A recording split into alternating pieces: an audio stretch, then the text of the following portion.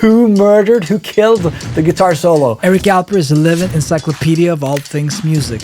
As a correspondent, blogger, a radio host, and now running his own PR agency, Eric has followed the music industry closely for decades. With the help of AI and the evolution of the guitar solo, you've got AI and machine learning that are now beginning to influence music production, and algorithms are capable of creating new music. So I called Eric to talk about the apparent death of the guitar solo in pop music. I have some theories, some suspects who I think might have killed the guitar solo, and I will test them on you. What happened? Where did the guitar solo go? And who killed the guitar heroes? I've really figured out one thing. So without further ado, please welcome Eric Alper. Eric, let's cut straight to the chase. It's a pleasure having you here, and I wanted to talk with you about the apparent death of the guitar solo. It sounds dramatic, but it is kind of dramatic. Like I was the other day I was looking through the top hits on Spotify, as I often do, and all of a sudden it dawned on me that none of these songs have like a guitar solo in them, and it didn't always, it didn't used to be that way. Like when I was young, even then it wasn't that many guitar solos, but at least it was songs that featured the guitar quite heavily. Nowadays, most of the songs don't even feature the guitar. So something has happened here, and it got me thinking. So I'm going to structure this, but the questions I have is, number one, is the guitar solo really dead? I guess it's debatable. Number two, when did it die? In pop music, I think it's pretty obvious that it's dead today. And who is the murderer? Who is a murder mystery here? Who killed the guitar solo? And I want to discuss that with you. So I guess you have some thoughts on this. Yeah, what's interesting about it is that, especially in the last couple of years, I've really figured out one thing. And it's not a new theory, it's not a new piece of proof, but it really kind of hit home, was just how much technology affects the changes to the music industry and leads the direction on pop and rock music. When you go from a 4-track recording studio in the 1960s to, 12 and 24 and 48, and songs get more complex, they get more deep. You end up with, the Beatles and Sgt. Pepper as opposed to Love Me Do. You get a Jimi Hendrix or a Bob Dylan making 6-minute songs with great instrumentation, as opposed to, 1940, when if you made a mistake, you literally had to do the entire song all over again for decades, because that was the way that the technology was when you were taping direct onto vinyl. So in the 1960s, you had more of a stretching out of rock. You had, the Beatles and the Rolling Stones and Led Zeppelin and Deep Purple and Pink Floyd pushing the boundaries of what guitars can do and what drums can do and what keyboards can do, because the studio became more of a home, and that was where technology allowed people to live there as long as the budget allowed, as long as the record label would allow them to. Now, when you go through, I'd say in the last 7 or 8 years, with the success of music streaming services, songs are getting shorter. People's time that they are spending on new music is getting less and less. You see more classic rock songs continuing to have 10 or 15 or 20 million streams over the course of a couple of months. Songs from Kansas and Journey and Styx and those classic rock bands that we know and love now, as opposed to the hundreds of millions of streams and even billions of streams of today's pop music. So it's really separated between the pop music is more technology driven. It's more people recording and writing songs based on their computer and on their laptop or on their phones. And the idea is that if you like the first 10 seconds of this new song from Harry Styles or from Sabrina Carpenter or Billie Eilish or Olivia Rodrigo, you will probably like the whole song because it doesn't really change that much. Pop music is now more about the mood of the song rather than the verse, chorus, guitar solo, bridge, verse, chorus, chorus, chorus, and then fade out. So the technology that people have access to directly impacts where the guitar solo started to rise and now started to fall.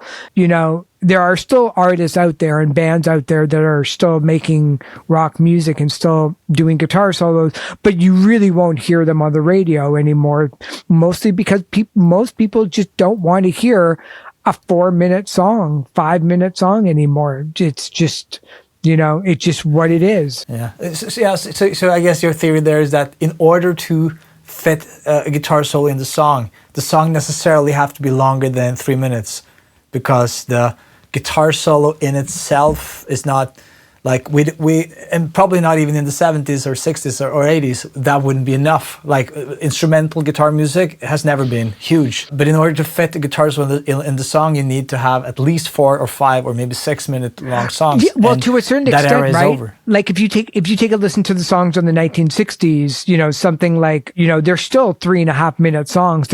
And that's a long song. You know, most of them are 2 minute, 30 seconds, 2:40 or so.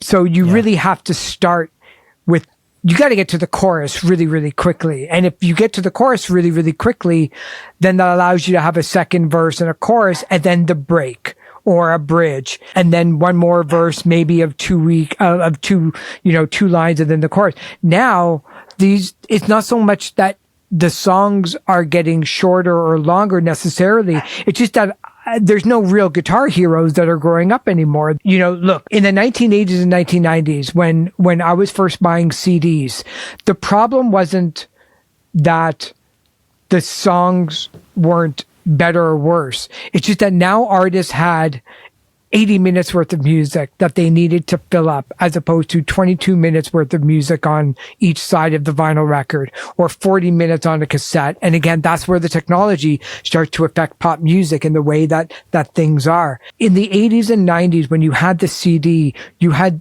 you know, maybe 12 songs, 14 songs, 16 songs, and each one was like 5 minutes long because they needed to actually do it. Those songs that became hits either had a radio edit, which knocked off the guitar solo, or that they decided to play those songs in full. And so you ended up with a whole bunch of radio stations that played rock because that was still where the momentum was. You had new wave music, but it was, you know, Blondie and Culture Club and Flock of Seagulls and Duran Duran, and they still had guitars in them. They still did solos. Yeah. It might have not sounded so much like it, but they were using guitars as much as the instruments are. Now, you rarely, if you go through the Billboard Hot 100, first of all, there's no groups anymore. And if there are, they're boy bands like BTS, for instance, or Blackpink in the girl group category. So you don't really have rock music, but you also really don't have real instrumentation. You don't have real drums. You don't have real stuff. No, and that's true. But if we structure this, let's first try to define when this, because what you're describing is like a gradual change, right? And I understand that it's not like a date. We cannot say like, yeah, on August 12th, 2002, the guitar solo died. Bye-bye. That's not how it is. You could probably pinpoint it to maybe, I mean, you know, it would be fun to pinpoint it. I would say maybe summer of 1978. I mean, that's, you know, in 1977, you had a lot of punk music. In 1978, you had literally 5 albums. In between that interlude, there was a guitar solo. You know, in 1978, there was only 5 albums that hit the Billboard album chart. 2 of them had John Travolta on the cover. It was Grease and it was Saturday Night Fever. Yeah. My memories of 1978 as an 8-year-old was those 2 albums. It was a lot of Barbra Streisand. It was a lot of disco. And then 79, 80, you had like, you know, the birth of new wave and instruments and, you know, a kind of tapering off of punk music, which definitely did not have guitar solos because, quite frankly, most of the bands gleefully and happily acknowledged that they really couldn't play a lot of their instruments to begin with. So forget about a guitar solo. And then you had like keyboards, and keyboards went down in price. So now you could have, you know, hundreds of instruments and hundreds of different beats and hundreds of different noises and sounds that you can use. So why bother having a guitar? It's really hard to put a band together, and it's really hard to keep a band. So I think a lot of these artists from 1978 onward decided that the studio was back to where their home was. So yeah, you can't really pinpoint it. But for me personally, it was like, there were a lot of years of music that I was listening to that wasn't necessarily rock, because the pop music stations would still play, you know, the big hits of rock music, whether it was Triumph or Journey or Kiss and those kind of bands. But in the 80s, it seemed like the alternative stations, the alternative rock stations became, you know, all about the Smiths and the Cult, which were guitar oriented, but then they would play the Cult, which would have, you know, Wildflower and She Sells Sanctuaries mixed with Howard Jones, that you couldn't find a guitar part in it at all. So depending on where you grew up, if you had MTV or not, if you had Much Music or not, if you had radio stations that played music, most people in America only had access to like 2 or 3 stations.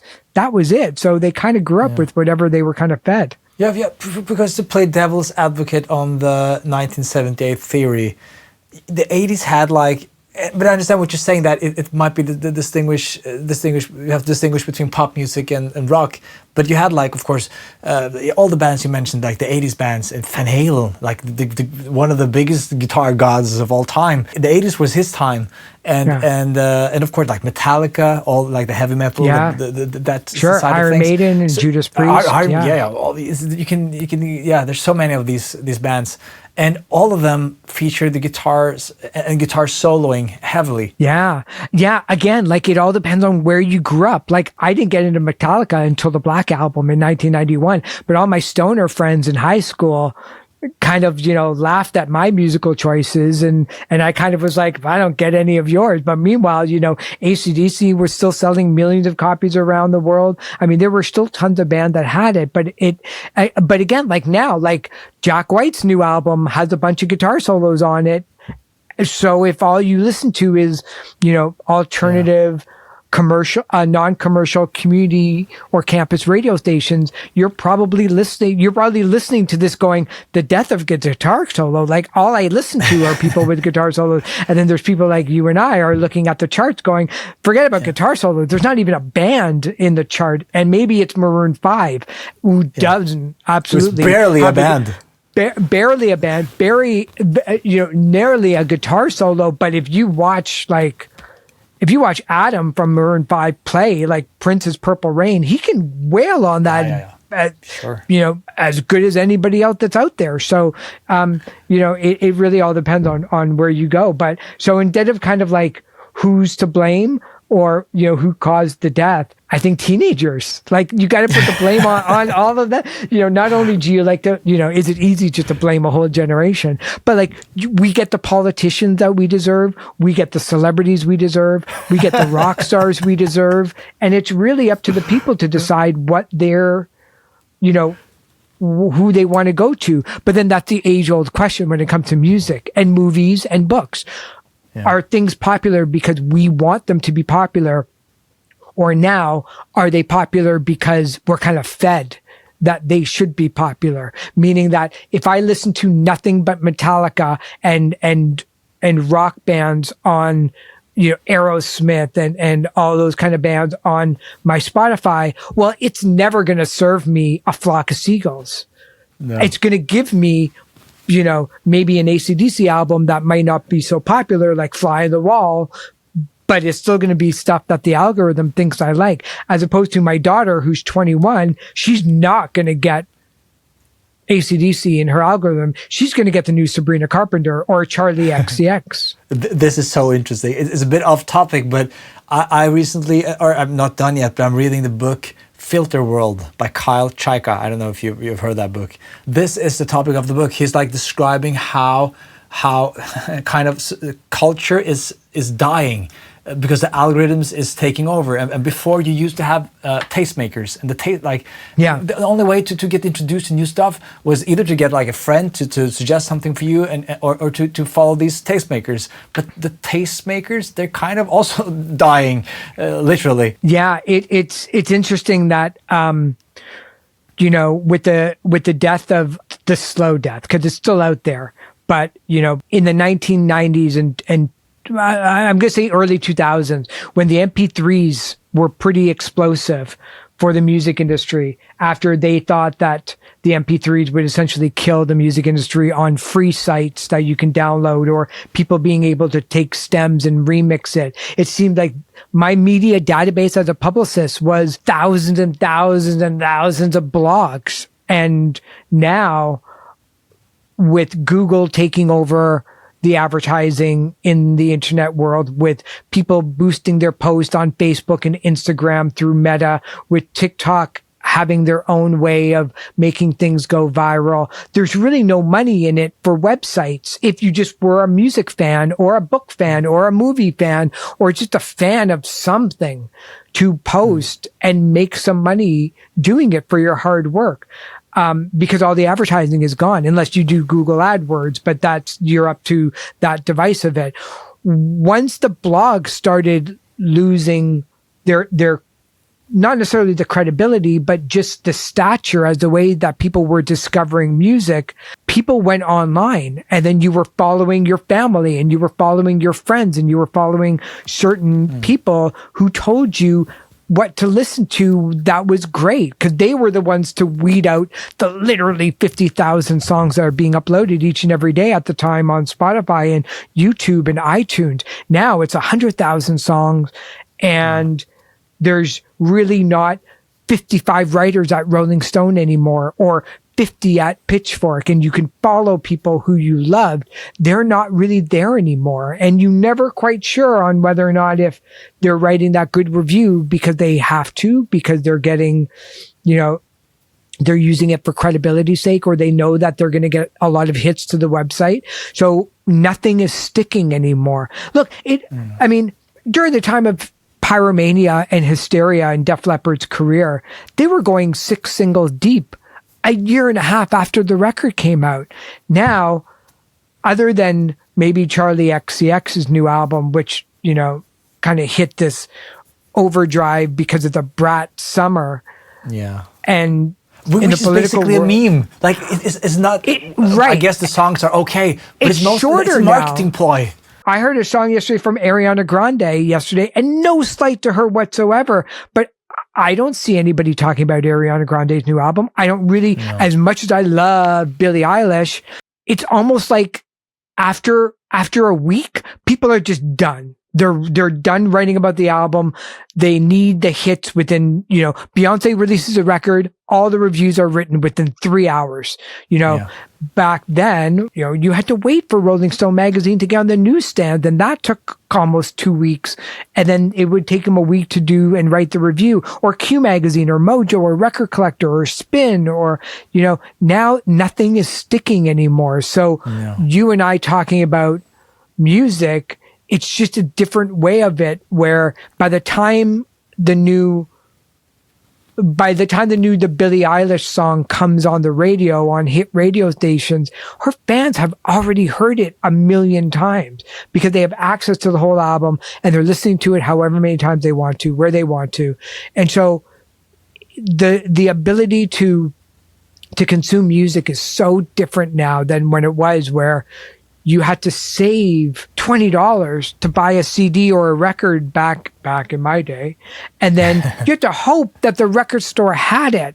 And then you would take a bus or subway to go downtown, hope that they have it in their small retail space that they had only a select amount of releases available, take it home, unshrink wrap it, and listen to it again and again and again until you had enough money to go buy a new one.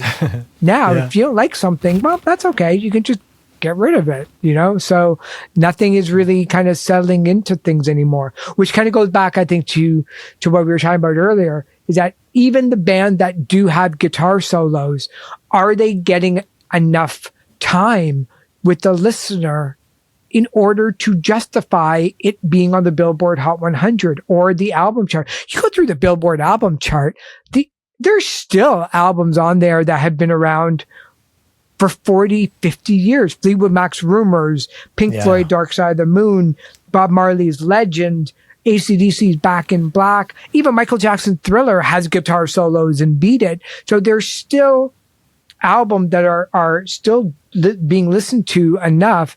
It's just that those are kind of the mainstays of what people could be listening to 50 years from now. Forget about a year. But why is that? Because I talked with Rob Cavallo, the legendary producer, about this. He's great. Why is it that these, like, I don't feel like, and it might be what you're saying there, that things are not sticking, but because I don't feel like Thriller is being made today. I don't feel like rumors are being made today.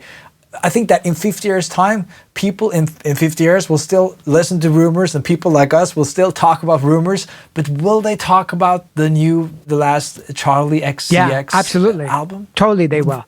Yeah. Okay. Yeah. Only So because just me romanticizing those. Yeah. Because the generation of the music of the generation that you grew up to is going to be staying with you forever. You're going to hear Drake at every bar and bat mitzvah forever. You're going to hear it at every wedding forever. You're going to hear Billie Eilish because, I saw a clip on TikTok that was going viral. And it was a group of women in a wedding party that were literally screaming out the lyrics for Sabrina Carpenter's Please, Please, Please song that came out 3 weeks ago, a month ago. Now, obviously, they're not going to be screaming out the lyrics to Fleetwood Mac's Rumors, but that music is going to stick with them forever. We're really in kind of uncharted territory because you and I talking about the fact that people are going to be listening to Fleetwood Mac's Rumors 50 years from now, two things are really weird about it. My daughter, who's 21, listening to Fleetwood Mac's Rumors is the equivalent of me in the 1980s listening to music from the 1930s. I mean, That was 50 years ago. And there's no way I'm listening to Louis Armstrong as a teenager. No, but she is listening to Rumors, though. And that is what I... Absolutely. I feel like it was this golden era. This is my opinion. I told Rob this as well. Like, I think that the 70s, I don't think we have seen... Like, that was peak music. And I didn't grow up in the 70s. I got introduced to 70s music from my dad, I guess. Yeah. But still, I try to be objective saying this. I objectively think that, like, if you listen to Queen, you listen to like all of these, like, will we ever see like that type of quality? But that's also, again, that's the technology, right? So you have Spotify, which has every song ever recorded available at your fingertips. So when music gets passed down generation by generation, you're not scratching your older brother or sister's Fleetwood Mac's Rumors album like I did twice, but it's there in pristine condition on YouTube and on Spotify. The other thing is interesting to me that, and I've talked a lot about this in the media, whenever a classic rock artist sells their catalog, when Queen is rumored to sell their catalog for $1 billion. When Springsteen does it, Neil Young, Bob Dylan, members of Fleetwood Mac, Genesis, those venture capitalist companies are going to want to get their investment back and quickly. So when Bruce Springsteen sells his catalog and his master recordings or the rights to exploit them and put them in advertising and commercials and greatest hits albums and does whatever they want to do with it, there's no reason why any of those artists that sold their catalog, and there are a lot of them, why my grandchildren aren't going to be listening to Bruce Springsteen, precisely because they spent $300 million on that music. And so there's no reason to think that there's going to be a Fleetwood Mac's Rumors Broadway show that will run forever like Phantom of the Opera. And then maybe the music of the 80s that you and I know so well, or the 90s with Soundgarden, Nirvana, and Pearl Jam, Tad, Red Hot Chili Peppers, Smashing Pumpkins, all of these artists, there might be 5 that survived through the 90s. And again, no knock against any of these bands, but there is no indication yet that a band like Creed is going to be listened to more than a band like Red Hot Chili Peppers, because there were hundreds of artists in the 1960s that sold millions of albums that we just don't listen to anymore. And that was 60 years ago. So in 1991, where you have all these, grunge and classic rock and alternative rock, Jane's Addiction, pretty much everybody that was on Lollapalooza, we're not even there to the proof yet on if we're going to be listening to any of that stuff, if we're ever going to hear any of that stuff in 10 years' time. Because in the 1960s, you and I can talk our boredom off about how great the Beatles were, the Stones, or the Who. See, think about it. Like, when you talk about the 60s to people, you're really talking about the Beatles, the Stones, the Who, Yeah, that's true. the Doors, Janis Joplin, Pink Floyd, Zeppelin in the tail end of it. And most people out there can only name, I mean, look, most people stop listening to new music at 33 anyway, because that's when you start to have a mortgage and kids and family and a job, and you're not really keeping up on the trends anymore. But most people, you stop them on the street and you're like, name 10 bands from the 1960s. 4 of them are going to name Nirvana. Like, they're not going to have a clue. Yeah. So when you talk about artists from the 70s, and when you and I just talk about it, I always go to the mainstays, Styx, Kansas, Journey, Kiss, the Sex Pistols, Yeah. And then my mind starts to forget every other artist I've ever, encountered in my life. So, yeah, will Rumors be listened to? I think so. Will Drake? Absolutely. So. Yeah. No, it's interesting. But let's quickly get back to the topic at hand, and because I have some theories, some suspects to who I thought who I think might have killed the guitar solo, and I'm going to test them on you. So the suspect number 1. You mentioned it, the punk movement and grunge rock. I think that because it seems to me that what the punk, you said that they weren't any good. That might be, but no. I didn't say that they weren't very good. They weren't very good at playing their instruments. But song-wise, like Sex Pistols, The Clash, all that. Amazing. Yeah, I'm sorry for paraphrasing you wrong, but I don't want punks after me coming to my house in the middle of the night. No, you don't want that. But I feel like the culture that they were trying to front was this, like, they weren't about like being snobby and like playing like intricate guitar solos. It's kind of a show of kind of look at me. It's like they were more like rough, like that's not music. It's all about passion, about feelings, about evoking emotions. Totally. And so to maybe like I'm thinking that maybe that, because that wave have inspired so much of what we saw in the 90s and 2000s, like this fuck the man, like don't tell us what to do, that type of attitude is not like conducive with playing guitar solos. Yeah, you know what, that it's an excellent point. A lot of the people that we think of as our iconic guitarists like Jimi Hendrix or Jimmy Page or Eddie Van Halen, David Gilmour, Slash. If you talk to them about how they ended up picking up the guitar, it was the first couple of years, that's all they did was they practice. Yeah. They slowed down the music of the 1950s. Like, they listened to Cliff Richard and the Shadows. They were listening to Les Paul, trying to figure out Motown. They were trying to figure out how those instruments were being played. Pete Townsend would literally like buy 45s and figure out that guitar riff and then mixed it all up so that it didn't sound like that guitar riff anymore. So when you are in the 1970s and you're a snot-nosed punk who wants to get into music because there's nothing better to do at the time and there's no money to be made anyway, you don't have a large record collection of 45s because you can't afford it, or that you're living on the dole, or that you're living, in some dingy, house with 9 other people. You just don't want, you've probably stolen a guitar, you figured out how to play a couple of things, and then boom, you're off on the recording studio. You're playing live, So that's one theory, one suspect, like one murder suspect I have, and the other one, if we go like a more recent culprit, I guess, is hip hop and EDM. Yeah.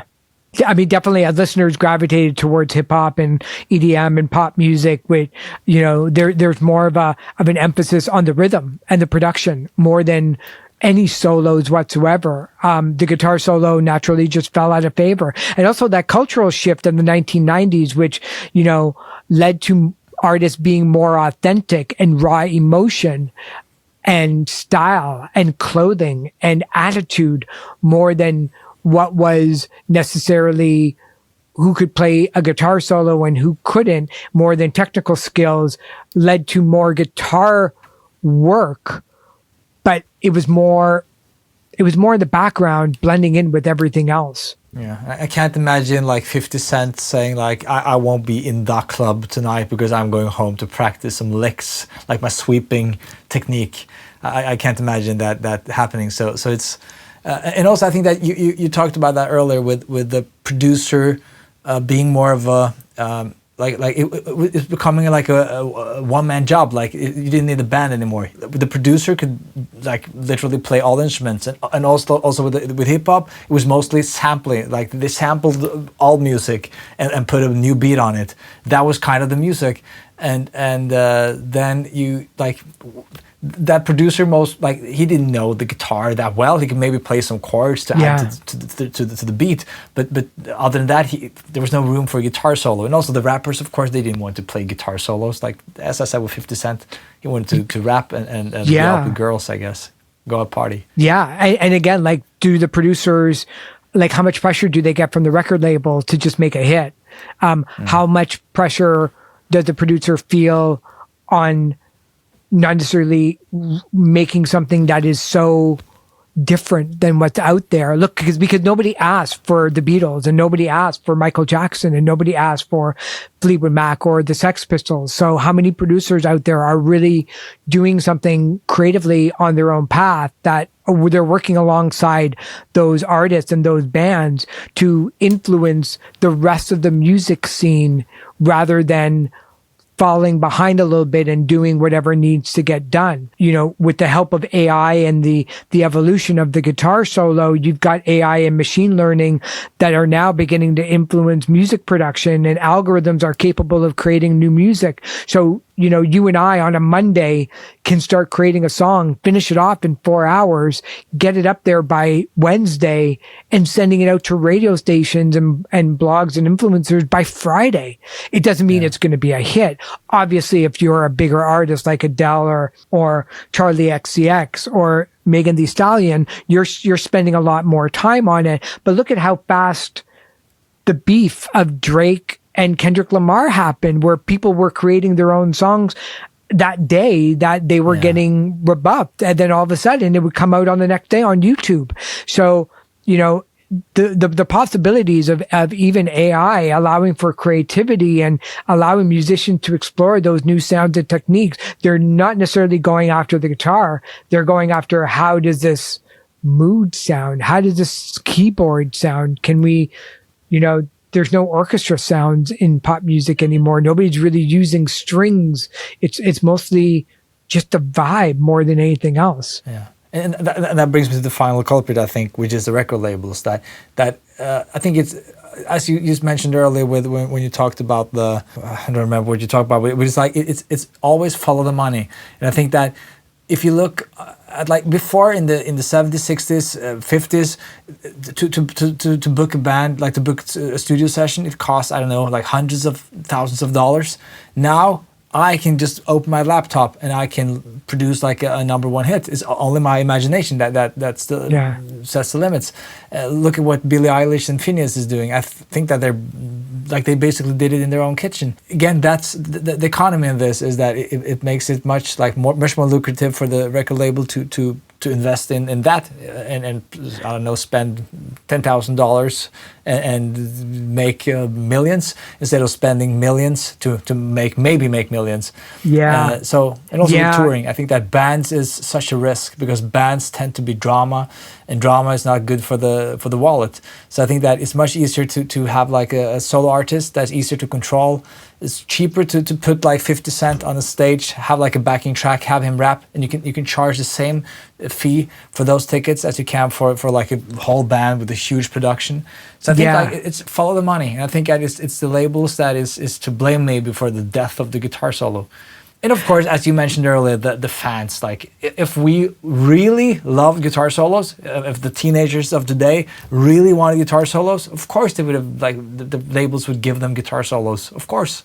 Yeah, it's going to be interesting to see what happens in the next couple of years too, because, you know, all these music AI companies have sprouted out, and in order to kind of fulfill their personal and company promise, they need to start, hoarding as much music as possible in order to train those AI systems and those AI programs, so that when you type in, I want to hear a song that sounds like it was written and sung by David Bowie in 1972 with Jimmy Page on guitar, it needs to get those sources somewhere in order to learn it. And the music industry, like the media, are suing a lot of these companies, saying, look, you can't use our copyright material in order to train something for you to make money off of it or give it away for free.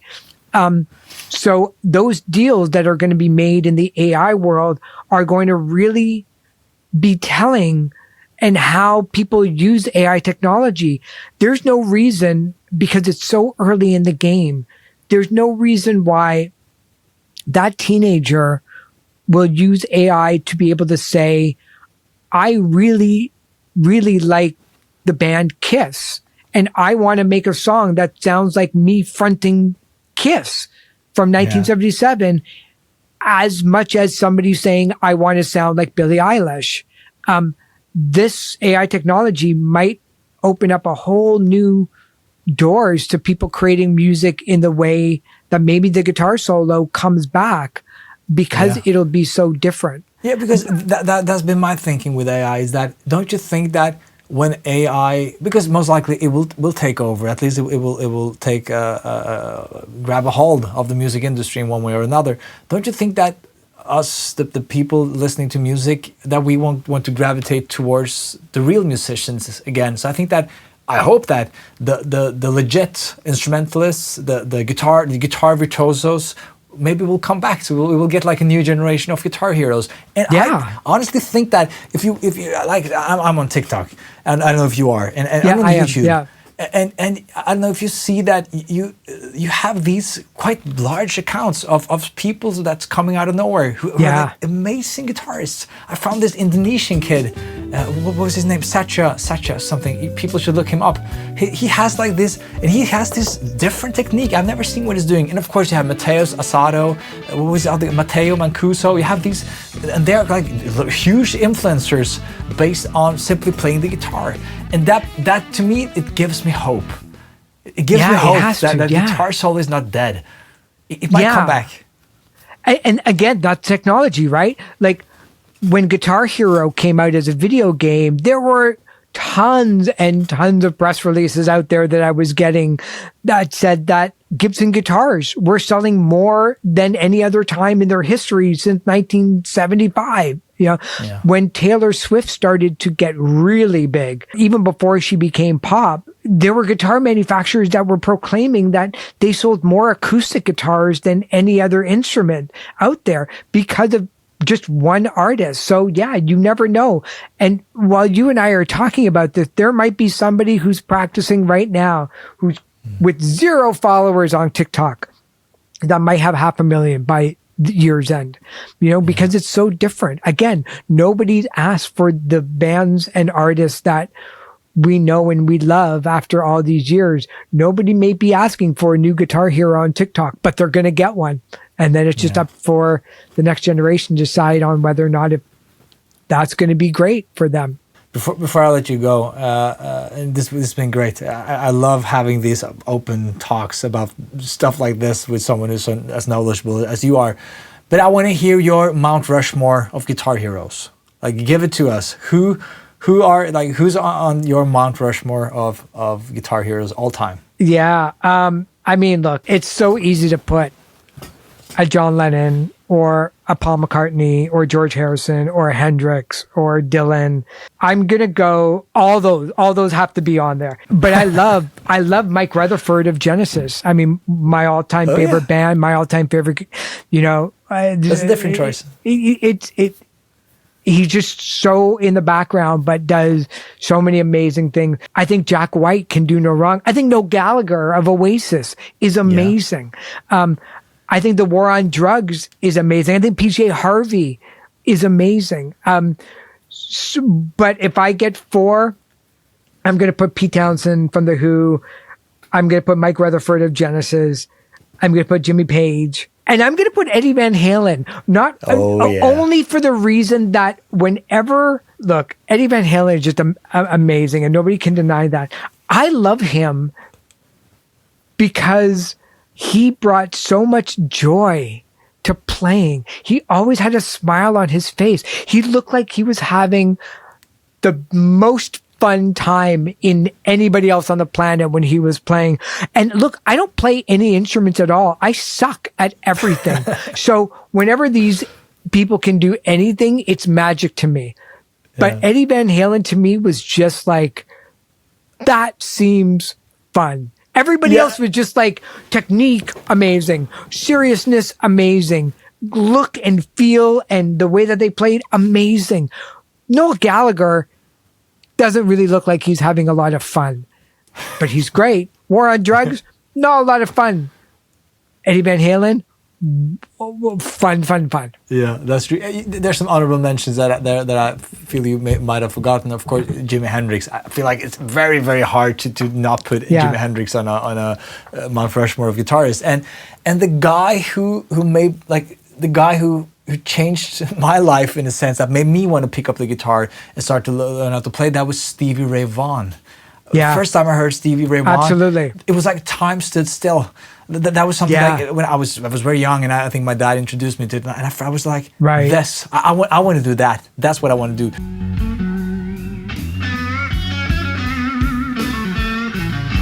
And when talking about Stevie, I have to mention someone who's like a very controversial choice to put on a Mount Rushmore of guitarists, but John Mayer.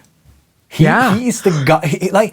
Amazing, it's so easy. Right? And it's so easy to. I feel like I have this hypothesis on John Mayer that he won't get the credit he deserves until after he's dead. No, and he never will. Such a shame.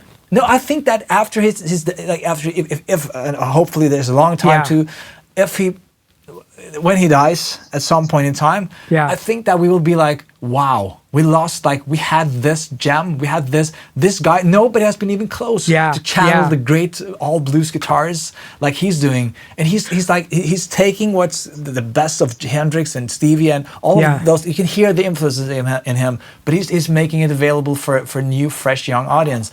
And of course, he does it with a smirk on his face that makes a lot of people want to slap him in the face.